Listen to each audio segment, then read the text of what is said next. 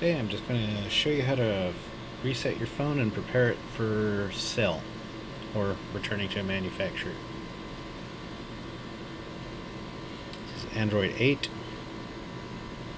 on a Huawei Mate 10 Pro. You are going to find users and accounts.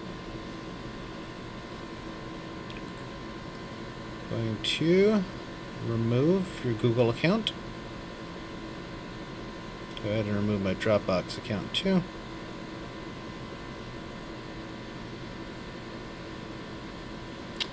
And we are going to go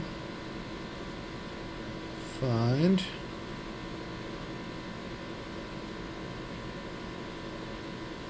factory data reset, erase internal storage, reset the phone, erase system data, and install applications. You cannot reverse this action. That is what we want.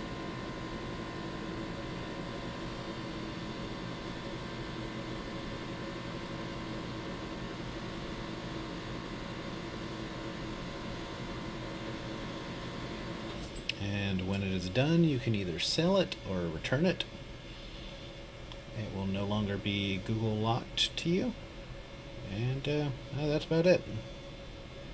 I guess we can watch a black screen for... There we go. Yep.